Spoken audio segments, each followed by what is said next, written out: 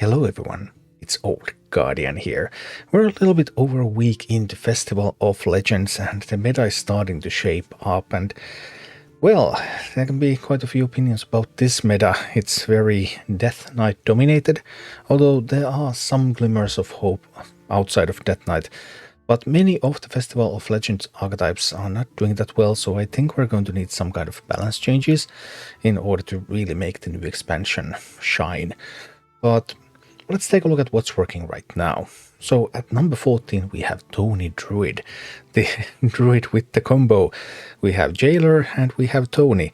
So you can destroy your own deck and then hand it over to the opponent. Or you can switch decks and then destroy your opponent's deck and then hand it back to them. You have Attorney at Maw. Attorney at Maw can either silence Tony so that the decks are switched back. Attorney at Maw can also give immune to Mismatch Mosher so that you will have a board clear Mismatch Mosher just hitting into everything while it's immune.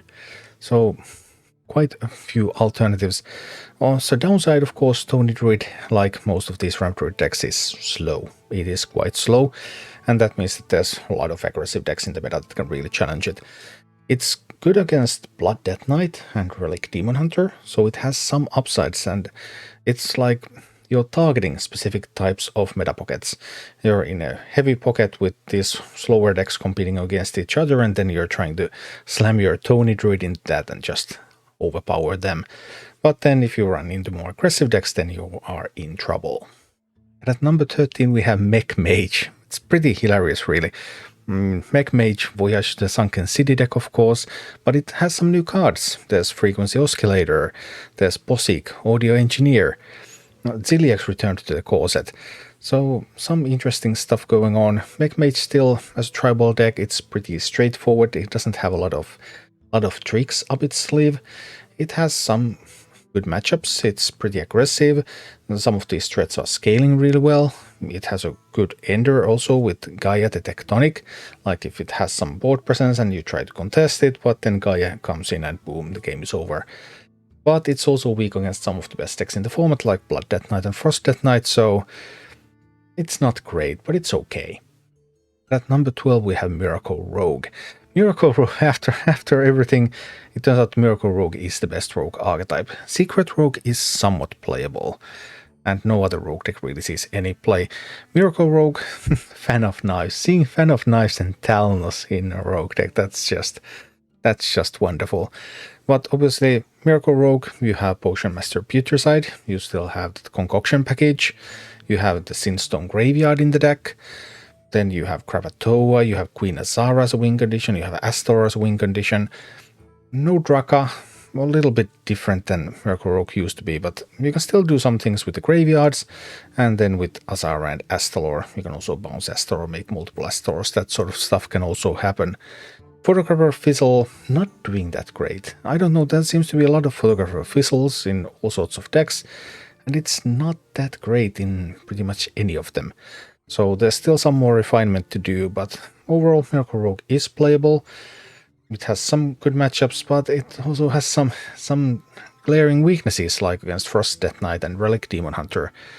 And that means that Miracle Rogue it's kind of okay, but it's not one of the strongest decks.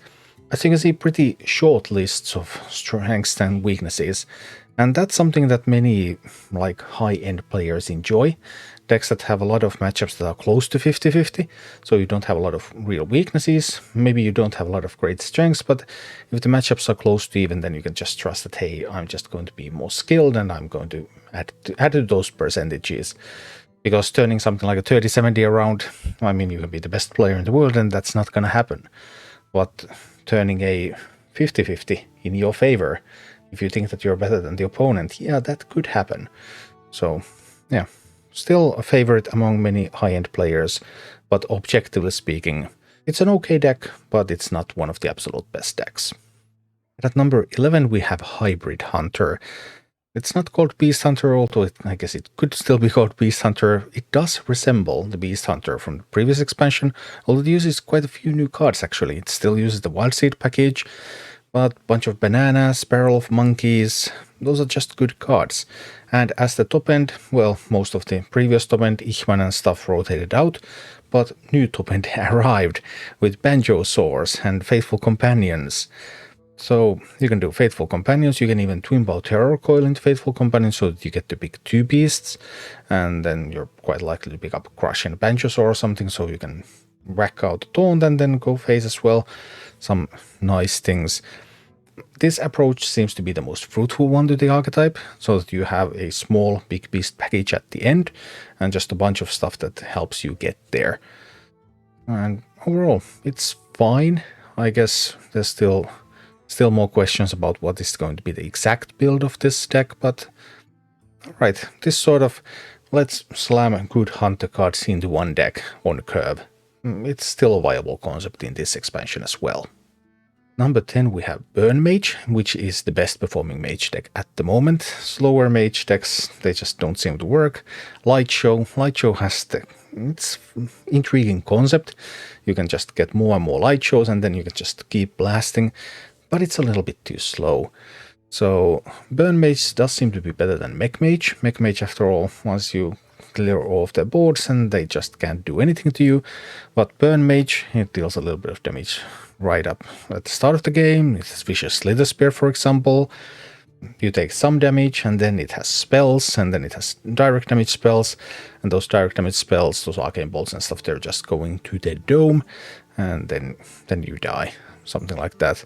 Commander Sivara, volume up, give this deck some ways to actually also generate more and more of those resources, but those resources are still faster than the Light Show variant, so this seems to be the way. And at number 9 we have Totem Shaman, and Totem Shaman seems to be the only playable Shaman archetype at the moment in the game. And what can I say about this deck? Well, Grand Totem Eyesore and the Stone Rite means that you have 2 payoff cards that can make your totems good. And you have a bunch of totems, and Tour Guide returned. So what is there not to like? Actually, there's also Roadkill, so I guess you have 3 payoff cards. And maybe you even count Gigantotem, Thing from Below, Sea Giant. You have a bunch of payoff cards. So just get a bunch of totems out there, buff them up, or use them to summon other stuff and win some games. It's not the greatest deck, and those weaknesses to Blood Death Knight, Frost Death Knight, Unholy Death Knight, and Outcast Demon Hunter are pretty painful, but it also has a bunch of good matchups to compensate. And at number 8 we have one of the viable Demon Hunter decks at the moment, which is the Relic Demon Hunter.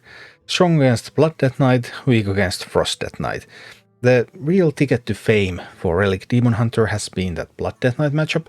Blood Death Knight was very, very common on the ladder. It still is, even though now we know that it has some weaknesses, but it's still very common on the ladder. Relic Demon Hunter is one of the main decks that are trying to punish Blood. Also, another deck that's very popular among the top end of players. Again, it has a bunch of matchups that are very close to even, and those players believe that when the matchup is close to even, they can find a way to win that. You can't turn around a 30-70, but you can turn around a 45-55. So that's how Hearthstone works.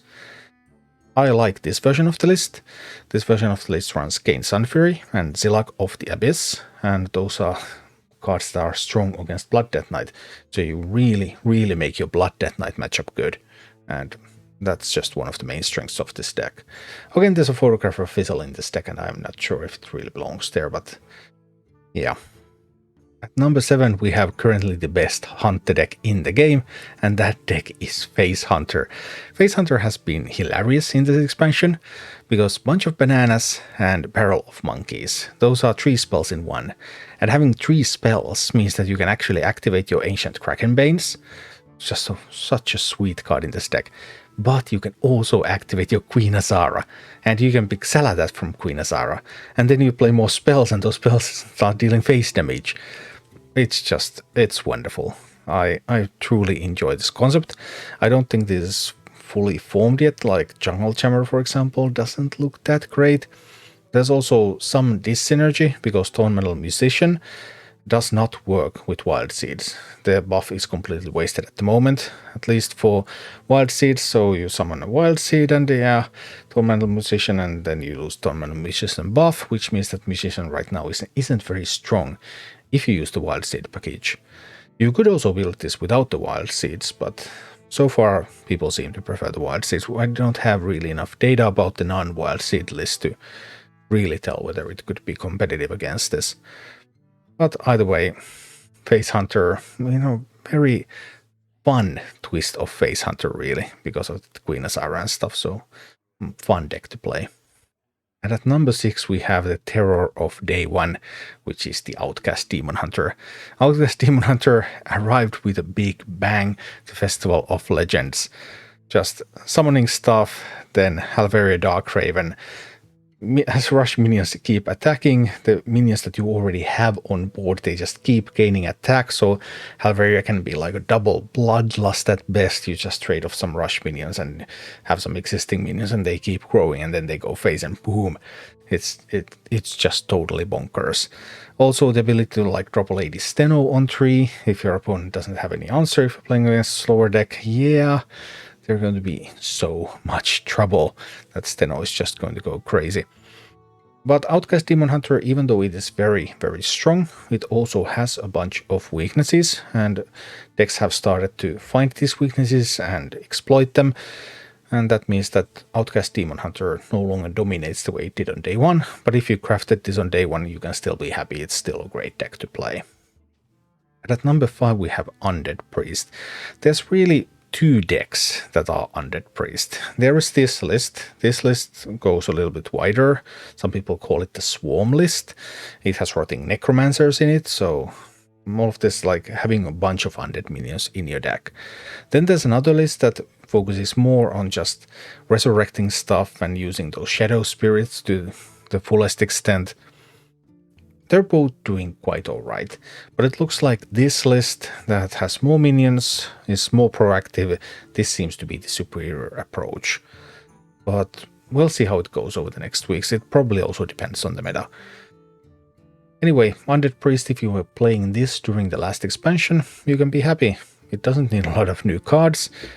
Actually, this list doesn't run any new cards. The other one runs the weapon, so yeah. Doesn't need a lot of new cards at all and just keeps blasting. Number 4 we have Pure Paladin. Pure Paladin has been one of the decks that has been the quickest to refine, I suppose, although maybe there's still something to be found. But this package of Jitterbug for card draw, the Purator for card draw, not Order in the Court seems to be the ideal way to go. Disco Maul is bonkers. It's just some crazy buffs. Goes so well also with Sinful Sous Chef. You just can summon stuff and then Disco Maul, and it's wonderful. So just a strong deck, Divine Shields, buffs, card draw, coming right at you. What is there not to like? But the top 3 positions, the top 3 best decks in the game right now, they are all Death Knight decks. Like, there's really no reason to play the 3rd best deck in the format. That's the crazy part. Because Unholy Death Knight, it's really, really good, but it loses to the other Death Knight decks. So why would you play this? Well, you can play this if you really just enjoy getting swarms of undead, using Rowdy Fan, the Rancher, Grave Strength, Nerubian Swarm Guard copies. There's just a lot of fun stuff going on with Unholy, but it is the weakest of the Death Knight decks. Also, it looks like the new spell that spreads the death rattle to adjacent minions, that turns out to be an unoptimal way to build this archetype, so just blasting through with minions seems to be the way. And then the 2nd best deck in the game, which is currently the most popular deck in the game, and that's Blood Death Knight. There's still some refinement actually that can be done with Blood Death Knight lists. For example, I'm not convinced that Tour Guide really belongs in this list. I'm really uncertain that Ghost Rider would belong in these lists. Some people have been experimenting with Paparazzi lately, the 3-mana new minion that allows you to discover a legendary minion. That seems to be better than Ghost Rider. I would be excited to try that change, for example, in the lists. But yeah, Blood Death Knight, it got some upgrades in the new expansion, it didn't lose anything, others lost stuff, so Blood Death Knight had an easier time to survive, and it has a lot of strengths, including being strong against both of the other Death Knight decks. But it also has some weaknesses, Undead Priests, Relic Demon Hunters, Stony Druids, for example. So at first, when Blood Death Knight became popular, it looked like, okay, this deck has really no counters, but it does have few, and that means that, yeah, if it's too common against you, you can always just find something that you can use to beat it. That in turn means that the best deck in the format at the moment is Frost Death Knight, because Frost Death Knight really only has one weakness, and that's Blood Death Knight. It doesn't have any other weakness. It's just bonkers. It's just great. It even got better when the Construct Quarter was nerfed, Construct Quarter was dropped, Rowdy Fan was added. The deck just became better. It's crazy, really. So, Frost Death Knight, something has got to happen to this deck in the near future. I just don't see how this could possibly remain this powerful. But right now it's crazy strong. If you want to climb the ladder, this is my main recommendation. The only weakness is that Blood Death Knight, but other than that you're just rolling.